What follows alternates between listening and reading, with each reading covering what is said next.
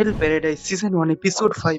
इसके बाद वापस से सागिरी को दिखाया जाता है जो कि बेहोशी की हालत में एक भयानक सपना देखती है जहां उसके पिता अजीब नजरों से उसे घूर रहे थे, बिल्कुल किसी मॉन्स्टर की तरह। लेकिन तभी सागिरी का नींद टूट जाता है और वो वापस से होश में आ जाती है। इसके बाद सागिरी अपने सामने गेंजी को देखता है और वो उससे आसपास की हालत के बारे में पूछता है। तो इस पर गेंजी कहता है, एक जहरीले बटरफ्लाई ने तुम्हें काट लिया था, जिसके कारण तुम बेहोश हो गई थी। लेकिन अब घबराने की जरूरत नहीं है, हम इस पेड़ के अंदर बिल्कुल सुरक्षित है। इसके बाद सागिरी वहां से बाहर निकलकर देखती है गापियोरो सभी के लिए खाना बना रहा है, सेंटा कपड़े सिल रहा है और यूजू वो तो वही मस्त से आराम कर रही है। गापियोरो यहाँ पर कहता है, मैंने जंगल में से चीजों को ढूंढकर इस खाने को बनाया है। एक और बात, जब मैं खाना बनाने के लिए चीजों को ढूंढ रहा था तो मुझे वही सेम फ्लावर दिखने को मिले जो कि उस आदमी के बॉडी से निकल रहे थे। और फिर मेरे मन में एक सवाल आया कि जिन लोगों को इस आइलैंड पर भेजा गया था आखिर वो अचानक से गायब कहाँ हो गए। मुझे लगता है कि वो सभी लोग इस आइलैंड पर फूल बनकर दफन हो गए हैं। इसके बाद सेंटा कहता है, जब हम लोग यहाँ पर आ रहे थे तो तब मुझे जंगल में कुछ अजीब सी मूर्तियां दिखी थी जो कि काफी ज्यादा बुद्धिस्ट और ताओइस्ट कल्चर से मेल खाती है। अगर इन मूर्तियों को इंसानों ने बनाया है तो यहाँ पर वो जरूर बसते होंगे।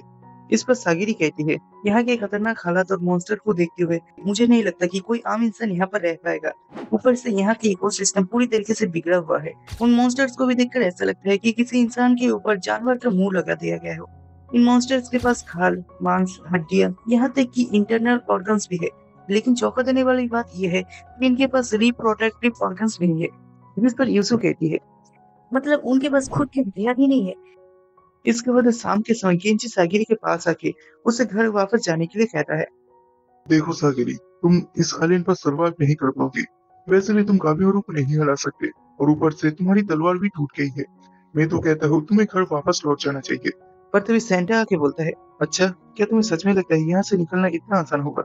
इस आइलैंड पर भेजा गया एक भी समुराई वापस नहीं लौटा है। मुझे नहीं लगता कि नाव की हेल्प से भी इस आइलैंड से बचकर भागा जा सकता है। इसके बाद हम तेंसा और नुरुगाई को देखते हैं जो कि एक नाव की मदद से इस आइलैंड को छोड़कर भागने की कोशिश कर रहे थे। लेकिन तभी एक बड़े से स्क्विड जैसे मॉन्स्टर अपने टेंटिकल से उन पर हमला कर देता है। ये देखकर वो दोनों वहां से भागने लगता है। इसके बाद हमें एक फ्लैशबैक दिखाया जाता है जहाँ पर तलवार पर के कुछ लोग नुरुगाई से हेल्प मांगता है। बच्चे, हम लोग रास्ता भटक चुके हैं। क्या तुम हमें अपने गांव तक लेकर जा सकते हो? इंसानियत के नाते नुरुगाई उनकी हेल्प करने के लिए तैयार हो जाता है। लेकिन यही नुरुगाई की सबसे बड़ी गलती थी क्योंकि असल में वो लोग शोगुन के जासूस थे जो कि शोगुन के ऑर्डर को ना मानने वाले लोगों को मारने आए थे। इसी कारण वो लोग सभी गांव वालों को मार देता है और बाकी गांव की लोकेशन जानने के लिए नुरुगाई को अपने कब्जे में ले लेता है। नुरुगाई को यह देखकर अपने आप पर गिल्टी फील होता है कि उसी की वजह से सभी गांव वाले मर गए। सीन वापस से पेशेंट में शिफ्ट होता है जहाँ पर ये दोनों अपने सामने किसो को देखता है जिसके बॉडी में से फूल निकल रहे थे। इंसा ये देखकर किसो की हेल्प करने के लिए आगे जाता है। लेकिन तभी ये मॉन्स्टर उन लोगों को चारों तरफ से घेर लेता है और अपने टेंटिकल से किसो के 2 टुकड़े कर देता है। किसो की लाश को देखकर नुरुगाई को अपने दादाजी की याद आ जाती है और उसे वापस से अपने ऊपर गिल्टी फील होता है। इस वजह से नुरुगाई तेंसा को उसे छोड़कर भागने के लिए कहता है। लेकिन तेंसा इस बात को इनकार करते हुए कहता है, मैं तुम्हारे दादाजी और गांव वालों के बारे में कुछ नहीं जानना चाहता, लेकिन अगर तुम जिंदा रहना चाहते हो तो इस तलवार को लो और मेरे साथ इन मॉन्स्टर से फाइट करो। नुरुगाई अपने दादाजी के साथ बिताए गए पलों को याद करता है और तेंजा से रोते हुए कहता है, मैं जीना चाहता हूँ और वापस से अपने गांव लौटना चाहता हूँ। इसके बाद नेक्स्ट सीन में वो दोनों किसी तरीके से मॉन्स्टर से बचते हुए वापस से उसी आइलैंड पर पहुंच जाते हैं और अपने शरीर पर लगे खून को साफ करने लगता है। और तभी तेंजा को पता चलता है नुरुगाई एक लड़का नहीं बल्कि एक लड़की है।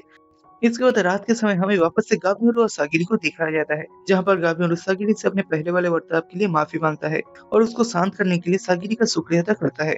अगले सीन में हम देखते हैं सुबह हो जाती है और गेंजी सागिरी को नाव तक ले जाने के लिए तैयार हो जाता है। लेकिन सागिरी अभी भी वापस जाने से इनकार करती है। गेंजी उसको समझाने लगता है मगर सागिरी अपना डिसीजन नहीं बदलती है। लेकिन तभी अचानक से रोकुरो तक गेंजी पर हमला कर देता है